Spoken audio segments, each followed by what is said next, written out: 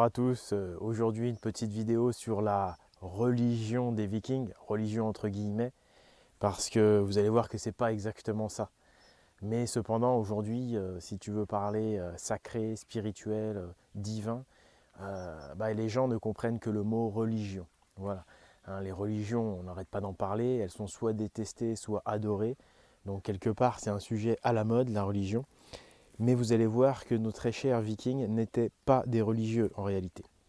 Donc j'ai mis ce titre en fait pour une petite provocation, ou on va dire pas forcément une provocation, mais pour attirer un maximum de gens sur la vidéo, pour faire connaître la tradition spirituelle des Vikings. Parce que c'est bien de cela dont il s'agit, de tradition. On va retrouver le côté sacré, le côté divin qu'on a aussi dans les religions. Mais le Viking n'est pas un religieux. Il ne prie pas, il ne vénère pas. Parfois j'entends des jeunes, ils me disent tu vénères quel dieu? Je les vois, ils écrivent moi je vénère Odin. Eh bien mon cher ami, tu te trompes. Là cette vision des choses, c'est une vision religieuse, monothéiste, abrahamique. C'est-à-dire que le fait de prier un dieu, de se soumettre à un dieu, c'est tout à fait abrahamique. J'emploie effectivement le terme abrahamique pour désigner la religion juive, la religion chrétienne, la religion musulmane. Et je n'emploie pas le terme monothéiste, qui est le terme le plus souvent employé par les païens d'ailleurs. Et je vais vous expliquer pourquoi. Parce que pour moi, la plus grande différence entre les deux, entre la tradition païenne et les religions, c'est pas le fait qu'il n'y ait qu'un seul Dieu chez eux et chez nous plusieurs. Non, pour moi, c'est pas ça le vrai clivage. Pour moi, le vrai clivage, c'est dans le positionnement de l'homme par rapport au Dieu. Comment toi, tu vas te positionner par rapport au Dieu? Qu'il y ait qu'un Dieu ou plusieurs, que tu sois monothéiste ou polythéiste, ce qui va primer, c'est comment tu te positionnes par rapport au Dieu. Or, les Vikings ont des rapports, je dirais, tout à fait loyaux. Les Vikings honorent les dieux, ils les respectent infiniment, mais ils ne se positionnent jamais en dessous. Un Viking ne prie pas. Un Viking qui prie, c'est un Viking qui est en voie de conversion à l'islam ou à je ne sais quelle autre religion abrahamique. Un Viking ne prie pas. Un Viking médite, travaille sur lui et considère les dieux comme des principes, comme des forces naturelles, métaphysiques, devant lesquelles il doit effectivement un grand respect, mais ces forces se manifestent en lui-même, au fond de lui-même. C'est-à-dire que pour un Viking, les dieux sont en lui.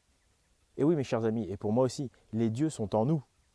Voilà, et les dieux, ce sont tous ces principes supérieurs qui sont des principes d'un ordre supérieur, d'un ordre divin.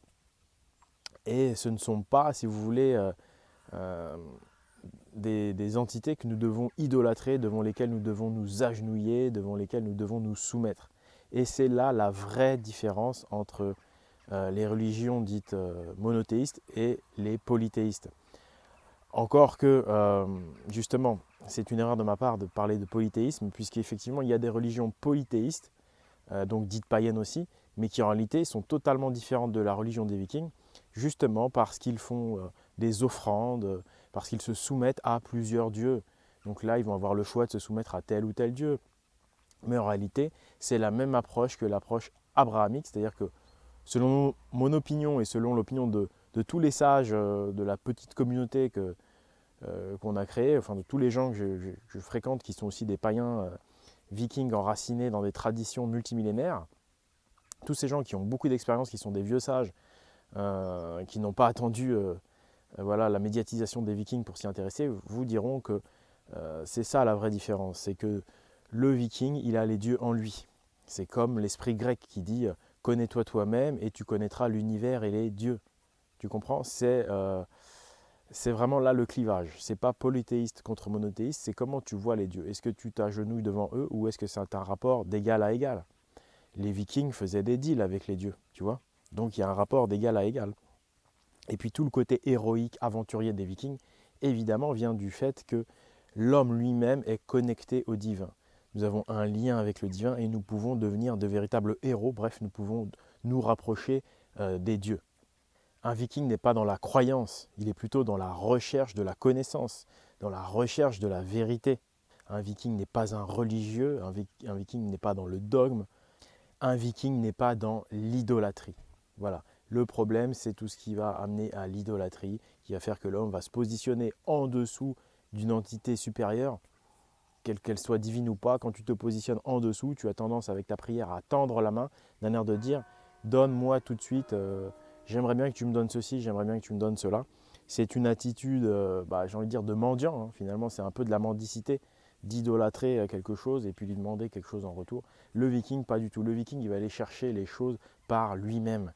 Et c'est pour ça qu'on va voir maintenant la notion de destin dans la tradition spirituelle des vikings. C'est exactement le même état d'esprit où en fait c'est l'homme par lui-même, par ses propres actes, qui va aller chercher à modifier son destin. Donc vous allez voir qu'effectivement il y a beaucoup de gens qui vont vous dire mais non Oleg, les 3 normes ont tissé le destin et il est irrévocable. Eh bien tout ceci est faux mes chers amis, car en réalité nous allons tomber là sur le problème de la christianisation de notre tradition. Prenez donc l'Edda de Snorri, un Islandais. Sachez que Snorri était un homme politique. Et oui, donc qui dit politique dit pouvoir. Et qui dit pouvoir, comme j'ai déjà expliqué dans des vidéos sur Bagans TV, va vouloir donner une culture de l'homme soumis. Et certainement pas une culture de l'homme libre, qui est la culture de l'homme viking, qui est un homme qui se veut libre de toute dépendance. Parce qu'il veut se trouver lui-même, parce qu'il veut être lui-même le héros, quelque part le dieu de sa vie. Même si ce n'est pas un but égoïste, puisque le viking fait cela pour sa communauté. Parce qu'on va voir aussi le côté tribal, le côté très familial de la tradition viking. Mais donc, juste pour revenir sur ces 3 normes et ce destin. La plupart des gens donc, qui s'intéressent aux vikings vont lire les Eddas. Des écrits christianisés, c'est-à-dire modifiés de leur sens. Effectivement, il y a des choses intéressantes dedans, mais elles ont été déformées. Et on le voit, là, je pense que c'est l'un des meilleurs exemples, c'est les 3 normes qui, donc, d'après les Eddas, tissent le destin qui est irrévocable. Eh bien, tout ceci est faux dans la tradition que certains anciens m'ont transmis.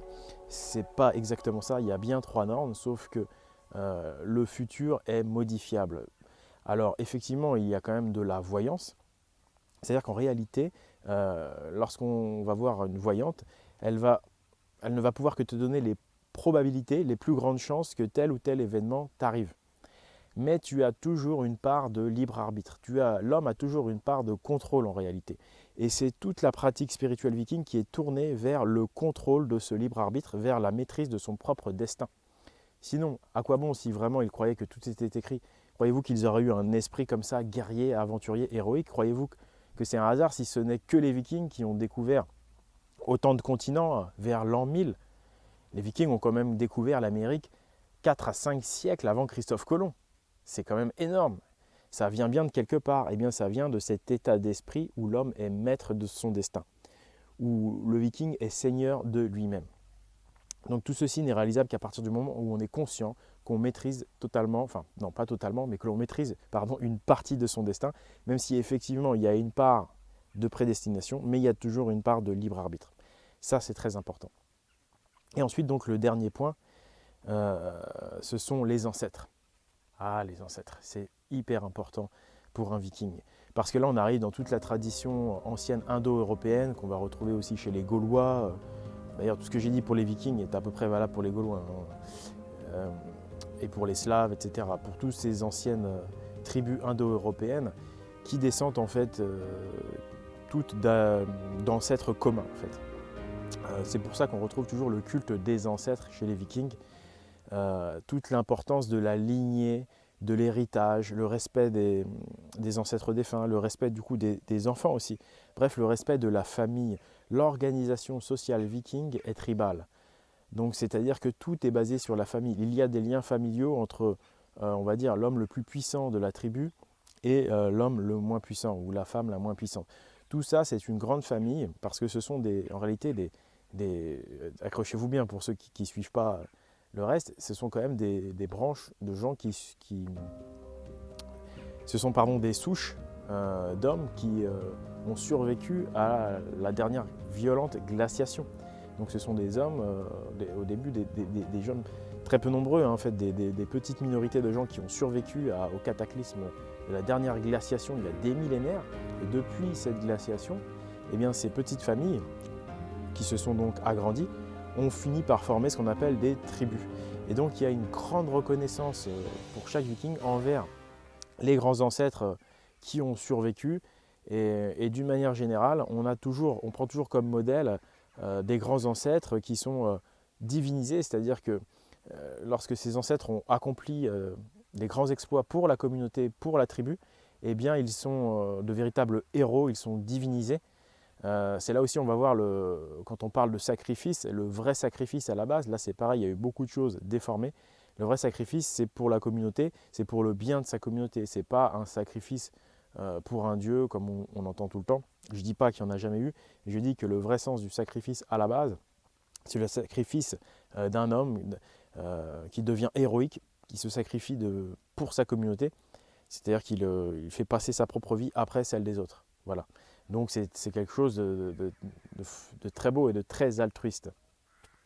Et puis l'honneur, bien sûr, c'est lié aux ancêtres, c'est lié à la communauté, c'est lié au sacrifice. Mais avant tout, la vraie définition de l'honneur, c'est le respect des choses reçues, donc de l'héritage des anciens, de tout ce que nous a donné notre communauté, et également le don de soi. Et cet honneur, donc, c'est quelque chose qui se cultive, quelque chose en fait qu'on peut magnifier. On peut choisir dans sa vie d'augmenter son honneur plutôt que de chercher à s'enrichir, eh bien, en donnant pour sa communauté, en étant altruiste, en étant héroïque, en défendant sa culture, en défendant ses principes qui ont été transmis par nos ancêtres à qui nous devons tout, eh bien, on va augmenter son honneur, augmenter ce capital d'honneur qui est quelque chose d'immatériel, de supérieur. Eh bien, c'est ça l'honneur païen, c'est éminemment plus important que l'argent. Un viking, plutôt que d'augmenter son capital sur son compte en banque, va plutôt essayer d'augmenter son capital d'honneur. Voilà, donc là c'était juste une petite introduction. Je voulais dire donc en matière de renforcement mental, puisque c'est ça dont il s'agit sur l'esprit viking, là la tradition spirituelle, on attaque le renforcement intérieur, le renforcement de l'être, c'est-à-dire qu'on dépasse le mental, on va beaucoup plus loin. Et je voulais dire que même si effectivement les vikings ne sont pas des religieux et que je suis très critique à l'égard des religions, je pense quand même que ceux qui ont une religion vont être plus forts mentalement que ceux qui n'ont rien. Pour moi, les gens les plus démunis mentalement au niveau spirituel, c'est les gens sans rien, sans religion. Et pour moi, effectivement, je pense que la tradition celto-viking est bien supérieure aux différentes religions. Voilà. Mais donc voilà, cette petite vidéo sur Esprit Viking qui maintenant, comme vous le savez, est une chaîne de renforcement, où je vous présente donc la tradition viking parce que pour vous renforcer mentalement, mais même donc spirituellement, intérieurement, il n'y a rien de mieux. Mais après, il va falloir que vous alliez sur l'autre chaîne, Pagans TV, que j'ai créée depuis quelques mois, qui est réservée à tout ce qui est histoire.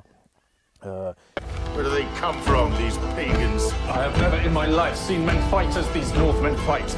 Believe me, there's something devilish in the way they look, in their lack of fear in the face of death. Are these pagans not men like we are? Pagans!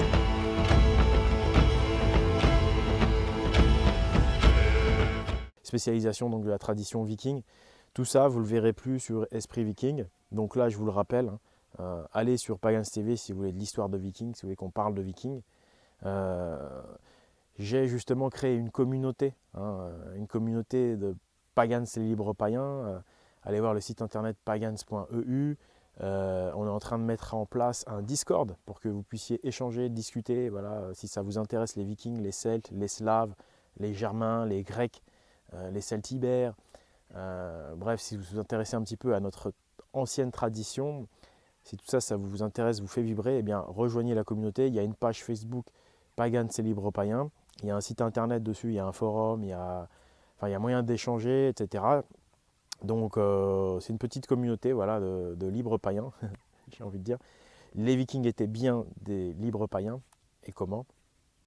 Vous pouvez continuer à me soutenir sur Tipeee de l'Esprit Viking, sur lequel on va continuer le renforcement pur et dur. Voilà, je vous remercie de m'avoir suivi et je vous dis à la prochaine fois par Odin.